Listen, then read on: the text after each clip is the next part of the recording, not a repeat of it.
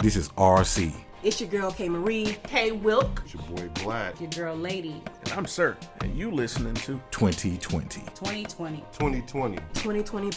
2020. 2020 podcast. 2020. I did that one for you. Well, thank you for tuning in to another episode of A Business Minute. I'm your boy Sirr, and today I got a guest today. Well, I'm invited to the home of author and evangelist Letrisha West. How are you doing today, man? I'm doing well, and how are you? No complaints on this end. So, Miss Letrisha, if you could just tell everyone what it is that you do. I am the founder of Yesama Ministries. This was something that God gave me roughly about 5 years ago. And I'm at the place now. First of all, God was getting on to me about why haven't you started what I've given you. So now I'm at the place where I felt I was in a better place where I can actually go ahead and start my ministry. And a lot of people ask me, well, what does Yesama mean? And it means a thirsty, overwhelming desire for either the natural or the hidden knowledge of God. I want to bring people more awareness when it comes to who God is and what his word entails. So I want us to develop that Yesama type spirit where we're thirsty, not after the things of God, not after the materialistic things, but where we're thirsty after the spiritual things. The Bible tells us to seek ye first the things of God, the things, and everything else will be added unto you. So that is where Yesama came from. And my ministry, I really draw broken women. And why do I draw broken women? Because I was a broken woman myself. And had not God been able to reach way down and fix me, I wouldn't be here today. And I thank you for having me. Oh, no. The pleasure's all mine. All right. So if you could just tell us, how long have you been active in the ministry? I've been active in the ministry, serious about it, about 5 years. Oh, man. Okay. And usually with ministry and all things that you pursue for a lifetime, there's something that usually inspires you. What inspired you to be in the ministry? Let me just be honest with you. I grew up in church. Mm-hmm. I grew up where my grandmother raised my brothers and that after my mom was killed. From the age of 6, I knew how to church because we went to church 7 days a week. If it was 25 hours in a day, we would be in church. So I got tired. If it take all of that, I'm good. I really had got tired of it. We grew up Baptist, and then after my grandfather transitioned to his heavenly home, we went to a holiness church, and that was different because I'm like, you got all these people shouting, what's going on? I didn't understand it. I was in a culture shock, but I began to learn more, not taking anything away from my Baptist roots, but I began to learn more. I couldn't wait to go to church because I was going to see the sister shouting and her wig was going to come off and she was going to pick it back up and start back shouting again. But what got me serious, I have a cousin and I consider her a sister because we both didn't have sisters growing up. So we were close like that. Mm-hmm. And she was in our cousin's ministry. And, she wouldn't try to pull on me because, she came on in a little before I did. But when I saw the change in her, I was like, let me go check it out. Let me go check it out for myself. Mm-hmm. And I went and God began dealing with me. He began to deal with me. And I was like, okay, when he showed me the things that were going to take place in my life, I became interested more. I began to read his word a lot more. I began to have my own personal relationship versus the relationship that I had to have, because when you go to church in grandmama's house, you go to church, and when she goes, everybody goes. Right. So I began to develop my own relationship with God. And when he began to show me that I had value, when he began to show me who I was, I got real serious about that thing. And that's when I got serious about it. Okay. So with every journey, there comes obstacles. Were there any obstacles that come to mind that you encountered along the way? In ministry, and it's sad to say, you deal with those that like to refer to your past. Mm-hmm. Those that knew you when you were in the world. And they still try to bring it up every time they see you. But the key is no response. You don't respond.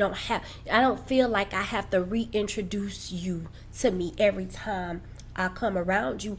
And then you have another obstacle I dealt with was my health. I don't really want to call it an obstacle, because this is a thorn in the side that I have to deal with. I developed asthma 5 years ago, and in 5 years I've been intubated 8 times. But it's nobody but God. Every time that happens, he wants to breathe his ruah, which is his breath, in me. That is another thing that I deal with, because you never know. I never know. Let me tell you something. I had an attack last year in September. I was on my way to go preach a service, en route, like 20 minutes away, and I began to have an attack. I was right at the hospital. I was trying to go on, okay, I can make it, but you have to use wisdom. And the Spirit of the Lord was saying, get to the hospital. So I had the detour. I had time enough to FaceTime my leader and let him know I couldn't really talk. He could see me. He could see that I was in distress. He didn't know exactly where I was. And then I text, I text my fiance at the time, my husband at the time, my husband then. And I was like, I think I said, I'm at the hospital. Nobody knew like exactly where. So I guess they got the calling around to see. But my pastor had to preach in my preach knowing that his spiritual daughter is battling this thing. And, that's another obstacle. But with all obstacles, you have to know that when you are in a storm, when you're in a situation of that sort, you have to look to the hills from which cometh your help. Mm-hmm. And I knew that I wasn't going anywhere because my purpose hadn't been fulfilled yet. But there are many obstacles that we as women, we as men face in ministry. But you have to understand that as long as you suffer with him, you're going to reign with him. So it makes me know, never mind when there are afflictions that I have to deal with, because I know that there is a greater purpose for it. Right. All right. Better say it. All right. So my next question is a more of a personal question. With ministry and your personal life, there has to be sort of a balance. So have you managed to find that balance between doing the ministry and your personal life? No. Let me be honest. No, but I'm trying. Mm-hmm. I promise you I'm trying. On our honeymoon, I'm still trying to work. I'm still trying to sneak and work. Mm-hmm. I'm trying. It's gotten a lot better. Mm-hmm. It's gotten a lot better because I promised, I said the vows before everybody. I'm going to be submissive, so I've gotten a lot better, because that's what I've been doing for the past 5 years. It's ministry. Right. So it's a process, but, I've gotten a lot better. I've gotten a lot better. I think I have. All right. Yeah, it's an ongoing journey, because for me it's the same thing. I have to plan stuff way in advance. Mm-hmm. And I've learned about the word miscellaneous quite frequently, because things happen that are out of your control a lot of times. Yes. All right. So my next question is kind of a high point question. Okay. Of all your experiences, through doing ministry over the last 5 years, is there one memory that stands out as the most memorable There's one moment that kind of is like your favorite moment that you relive sometimes in your head. My initial sermon. The first one. The very first one. And I say that because I was nervous. It's all get out. I mean, I had my sermon. I had everything together. I did research, and I was like, okay, I had my points. I had everything together, but God changed it late in the midnight hour. And I was like, Lord, well, you want me to change this? I have so many hours to put this together. Okay? This is going to be all you. But when I say the house was packed, it was packed. And I said, God, this is all you. You know, and the delivery, the power, the presence of God was all in that place. That is one. And I go back and I watch and I'm like, Lord, I want that back. You know, I go back from time to time and I'll watch it. But that was that defining point. Like, okay, Trisha, you have accepted your call. You know, you've given God an unadulterated, unconditional yes. That was my most memorable moment. All right. So now, my next question is the inverse of that question. With every high, there's a low. Oh. Was that at any point during the ministry that you felt like you wouldn't be successful as you could be? And if so, who or what changed your mind? I would have to say you understand being slandered, but you have to be silent. I was always that one. I'm going to tell you about yourself. You know, that was me.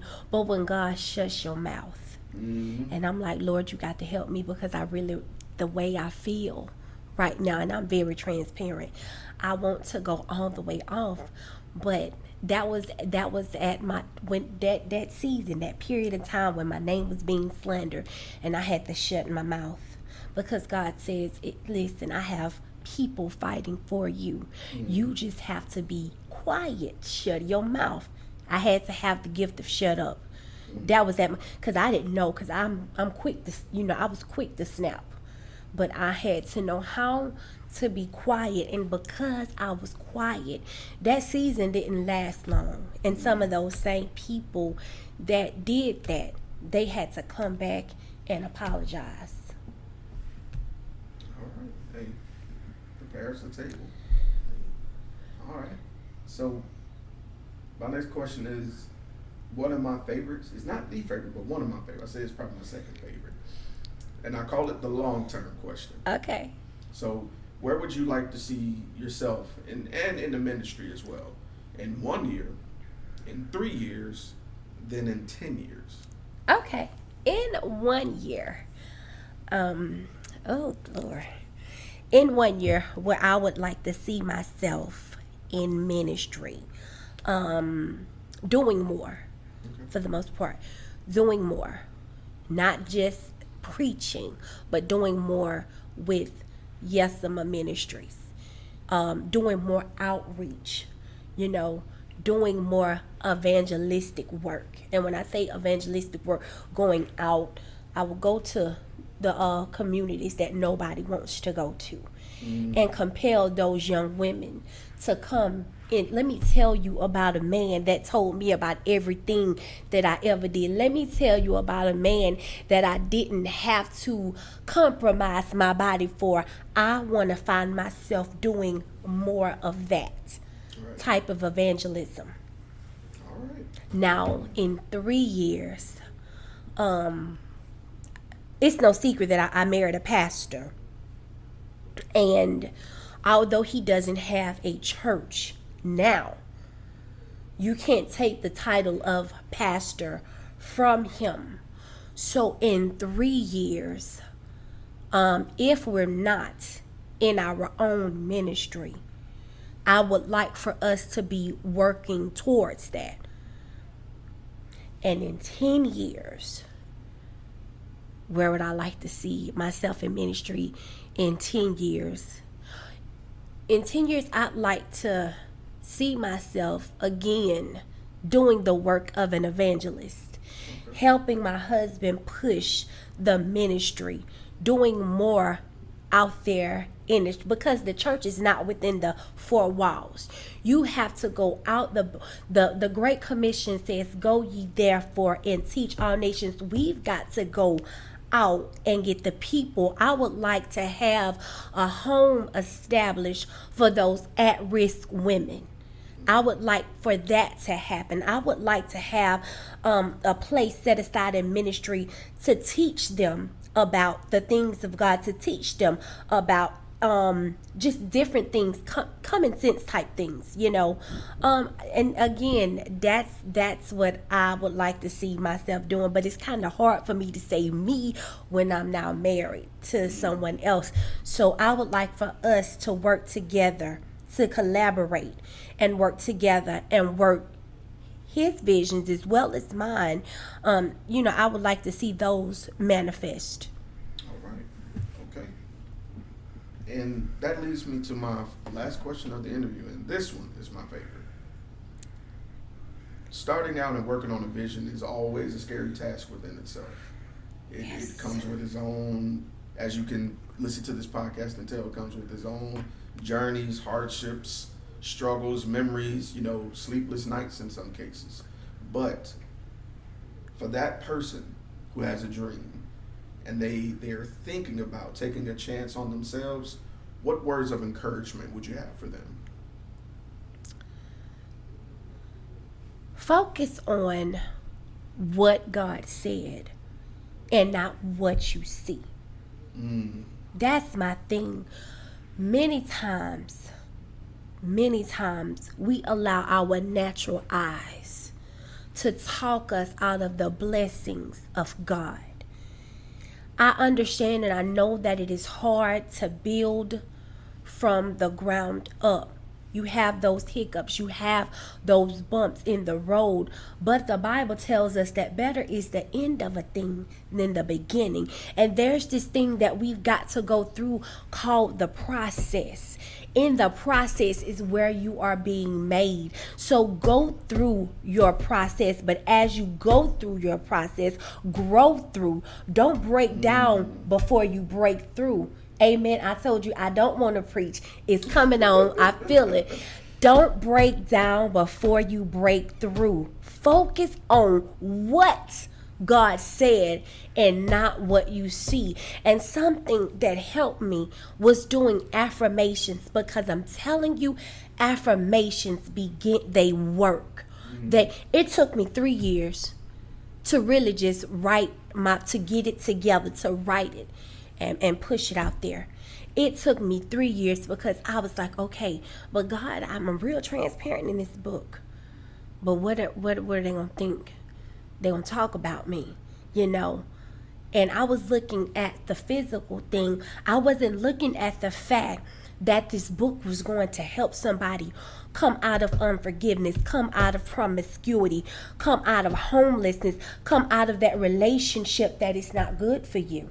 So you've got to focus on what God said and not what you see. That one hit home. All right.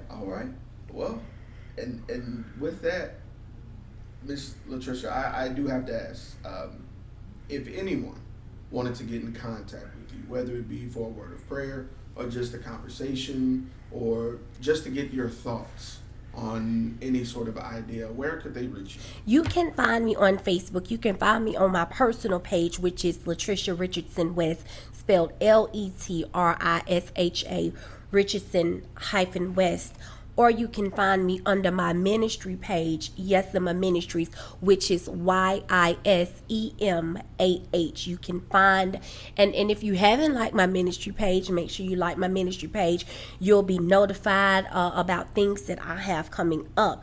Or you can email me at trisha8480@yahoo.com or call me. I'm always available. My number is 251-307-9520.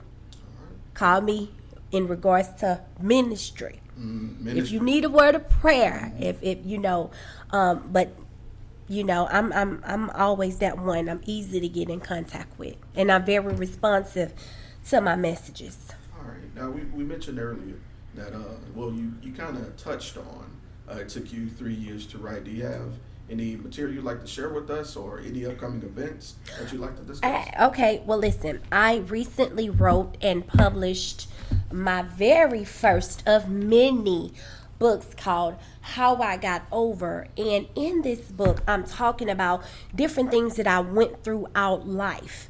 You know, I was walking in unforgiveness because my father killed my mother. So how did I get out of that? How did I get over what I was dealing with? And I give you scripture because I'm a firm believer. If I'm telling you something, I've got to give you scripture to back it up. Right. I have a place in here where you can actually interact with me in the book. You can write down things that you are feeling, things that you are going through. I have scriptures that will help you deal with your issues. I have affirmations and I have prayers that you can speak over your own life. I'm talking about how do I get over the spoken word curses that were spoken over my life. I'm giving you back. I'm giving you I'm very transparent. Mm-hmm. Everybody can't be transparent and everybody can't handle it, but I'm being very transparent in this book. How do you deal with it's just different things. At one point in my time, I was homeless. How did I get over that? How did I not stay in that situation? I'm just talking about different things that I dealt with. This book may not be for everybody. The whole book may not be for everybody, but you will find yourself somewhere in this book. And if you're interested in purchasing the book, you can cash at me at $LDR8480. The book is $15. I don't charge shipping. If you live in the Mobile area, you can reach out to me and you can purchase the book. I'll put a personal word in it for you and give it to you. Or you can find it on Amazon. All right. Well, awesome. And I'm sorry, next Monday. All right. Starting next Monday, on my ministry page, Yes My Ministry page, I'm going to be doing, I call it Power Up Mondays. Yes, Power Up Mondays. I'm telling you, I love educating. That's what Yesima is all about. I call it Power Up Mondays. We'll talk, I'll teach, and then we'll have prayer. And that you'll find it on my Facebook page. You can it's 3 ways that you can connect. You can join me on Periscope at Letrisha Richardson, or you can join me on my ministry page at Yesima Ministries, or you can join me on my regular page at Letrisha Richardson West. But that's going to start next Monday at 7 p.m. It will take no longer than an hour unless, the Spirit moves me in a different direction. Right. But no longer than an hour. All right. No, that's definitely intuitive, In this age of technology, mm-hmm. A lot of times people work schedules won't allow them to get the praising that they would really like, and that is a good time because usually off work you kind of took your shower, may have eaten something, and you get your spiritual word in too. So I love that. So I'll make sure that I actually share your page on the link to this video and the audio as well. So those of you who are listening, you can follow and tune in as well. And Mrs. Letrisha, thank you again for inviting me to you guys' home. It's honestly been a pleasure. You inspired me a little bit today. I was a little down, but I feel a lot better now. I definitely do. So thank you again. Thank you, and I appreciate you for having me.